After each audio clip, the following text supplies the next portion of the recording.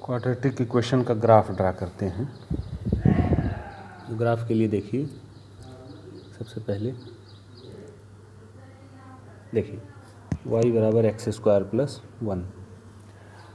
तो ग्राफ आपको पता है कि इनका ग्राफ पैराबोलिक नेचर का होता है, या तो अपवर्ड पैराबोला होगा या तो डाउनवर्ड पैराबोला होगा। लेकिन एक एक करके हर कंडीशन पे कुछ ग्राफ देख लिए जाएं कैसे बनते हैं। तो इसको हमने इक्वेशन की तरह नहीं लिखा एक्स स्क्वायर प्लस 1, ये जो है इसको मैंने एक फंक्शन की तरह लिख दिया गया।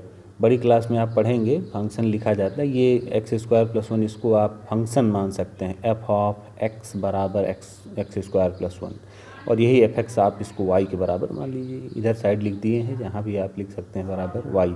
तो हमने एक्स स्क्वायर प्लस 1 पूरे इतने को जो है वाई के बराबर लिख दिया।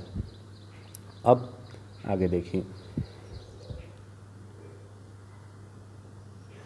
देखिए, चलिए बारी बारी से एक एक बार x का मान रखते हैं हम। पहले एक बार x बराबर 0 रखते हैं, तो y बराबर कितना होगा, x की जगह 0 रखिए, 0 स्क्वायर प्लस 1 बराबर 1। चलिए एक बार x बराबर 1 रखिए, तो y बराबर 1 स्क्वायर प्लस 1, ये 2 हो जाएगा। x बराबर 2 रखते हैं, तो y बराबर 2 का स्क्वायर प्लस 1, तो 2 दूना 4 और 1 5 हो जाएगा। x बराबर -1 रखते हैं, छोटी वैल्यू रखी जाती है इंटीजर वैल्यू, तो y बराबर -1 रखने पर 2 हो जाएगा।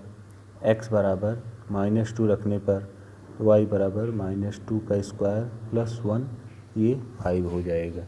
इस प्रकार इतने मान निकले। अब इनको ड्रा कर लिया जाए। इनको ड्रा करना बहुत आसान होता है। देखिए यही सारी संख्याओं को इम्प्लीमेंट कर लिया जाए। कितने कोऑर्डिनेट आपके सामने बने हैं इनको लिख लेते हैं। 0, 1, 1, 2, 2, 5, -1, 2 और -2, 5। चलिए इनको देखिए एक्सिस पर रिप्रेजेंट करते हैं।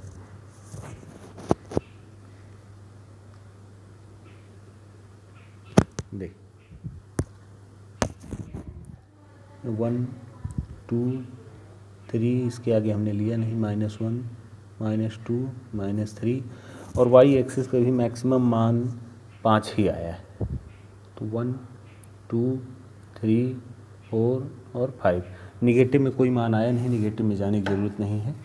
चलिए यहीं से देखिए, तो जब x बराबर 0 है तो y बराबर 1। पहला कोऑर्डिनेट x कोऑर्डिनेट होता है जिसे आप एब्सिसा बोलते हैं, दूसरा y कोऑर्डिनेट होता है जिसे ऑर्डिनेट बोलते हैं। तो जब x 0 है तो y इज इक्वल टू 1 है, तो x इज इक्वल टू 0 यहीं ओरिजिन पर ही होता है। सबको पता है ओरिजिन की कोऑर्डिनेट 0, 0 होते हैं। जब x 0 है तो y 1 है, x पे 0 चलिए और y पर 1, यहाँ एक मार्क कर दिए हम। उसके बाद 1 पर 2 है, x एक्सिस पर 1 चलिए और y एक्सिस पर 2 चलिए। उसके बाद 2 और 5, x एक्सिस पर 2 चलिए और y पर 5 चलिए, यहाँ कहीं आपको मिलेगा, यहाँ मैंने मार्क कर दिया। उसके बाद -1 पर 2 है, x पर -1 चलिए और y पर 2 चलिए, और -2 पे 5 है, -2 पे 5 चलिए। अब इन सब को आप हाथ से ही ऐसे मिला दीजिए, तो ये आपका ग्राफ बन जाएगा। और इस ग्राफ का स्वभाव देखिए ज़रा, ये ग्राफ बिना एक्स एक्सिस को कट या टच किए ऊपर से ही निकल जा रहा है। चलिए एक चीज़ पहले मैंने जो पिछले वीडियो में बताया था, पहचान करने के लिए उसको आप यहाँ देख लीजिए, क्योंकि आपका इक्वेशन क्या था, आपका इक्वेशन था एक्स स्क्वायर प्लस 1, ये था। अगर हम इसको इक्वेशन के फॉर्म में बना लें इज इक्वल टू 0, तो यहाँ से देखिए ज़रा x का मान, माने इसको अगर स्टैंडर्ड फॉर्म से आप कंपेयर करें x square plus b x plus c बराबर 0 से, तो x का कोएफिशिएंट देखिए पॉजिटिव मिल रहा है आपको, यहाँ कुछ नहीं है तो क्या है, पॉजिटिव 1 है। तो इसलिए आपका ग्राफ ऊपर की ओर मुँह किए हुए अर्थात अपवर्ड पैराबोला बना। तो पहली बात तो क्लियर हो गई। और दूसरा, ये कट क्यों नहीं कर रहा है। अगर ये कट नहीं कर रहा है तो इसका मतलब कोई सलूशन नहीं मिलेगा। और सलूशन नहीं मिलेगा, इस बात को कैसे सत्यापित किया जाए, अर्थात ये तीसरी कंडीशन को सेटिस्फाई कर रहा होगा, b² - 4ac < 0। तो इसका वो भी निकाल लीजिए। यहाँ से देखिए a बराबर, इसको आप ऐसे लिख सकते हैं 1x² + 0x + 1 बराबर 0। तो यहाँ से आपको a बराबर मिलेगा 1 b बराबर 0 और c बराबर 1। चलिए बी स्क्वायर माइनस 4ac निकाल लीजिए। तो b square minus 4ac is equal to b का मान है 0, b square minus 4 into a का मान है 1 इंटू सी का भी मान है 1। तो ये सॉल्व करके माइनस का 4 आ जा रहा है, और माइनस 4 क्या है, निगेटिव है, which is less than 0। Less than 0 है, इसलिए ये b square minus 4ac less than 0 आया, इसलिए तीसरी कंडीशन को सेटिस्फाई करेगा, जिसमें कोई सोल्यूशन नहीं मिलता और ग्राफ ऊपर से बिना एक्स एक्सिस को टच किए या कट किए निकल जाता है। ये था पहले का ग्राफ। अब इसी तरह एक और ग्राफ देखते हैं दूसरी कंडीशन के लिए। बिल्कुल वही कंडीशन है, इसमें भी बी स्क्वायर माइनस 4ac, इसमें भी अब थोड़ा सा बस इसमें ये अंतर है। पहले इसका आप स्टैंडर्ड फॉर्म लिख के जल्दी से इसको देख लीजिए।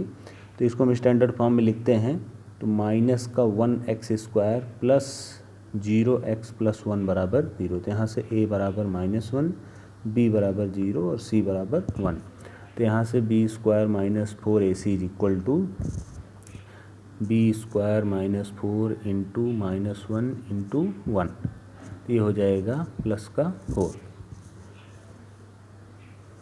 B square minus 4ac minus का 4 इंटू a माइनस 1 था और c भी 1 था, माइनस प्लस का 4 हो गया।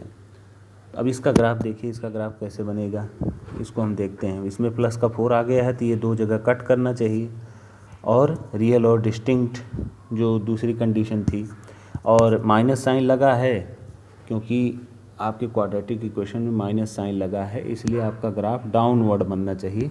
अब ये देखिए डाउनवर्ड बनता है या नहीं, इसको देखते हैं। चलिए, तो y बराबर माइनस एक्स स्क्वायर प्लस 1, सबसे पहले x बराबर 0 रखते हैं।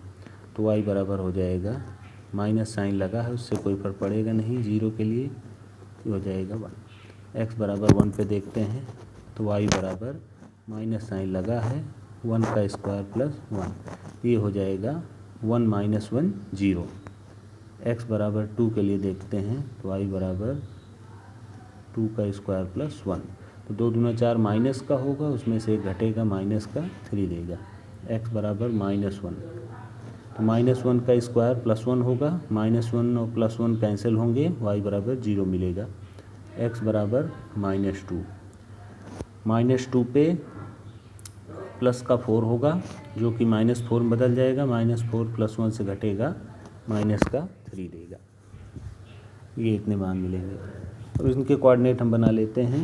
x बराबर 0 है, तो y बराबर आपको 1 मिला, और जब x बराबर 1 है तो y बराबर 0 मिला, x बराबर 2 है तो y बराबर -3, x बराबर -1 है तो y बराबर 0, और x बराबर -2 है तो y बराबर -3 मिला है। चलिए, अब इनका ग्राफ ड्रा करते हैं।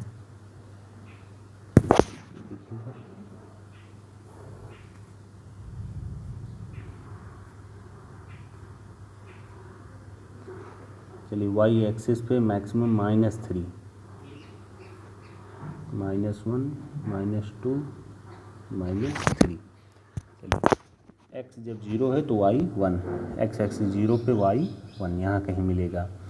x 1 है तो y 0, x 1 है तो y एक्सिस पे 0 अर्थात एक्सिस पर ही मिलेगा।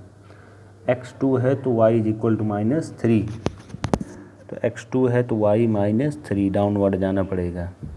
x -1 है तो 0, एक्सिस पे ही मिलेगा। x -2 है तो -3, इसके लिए आपको डाउनवर्ड यहाँ मिलेगा।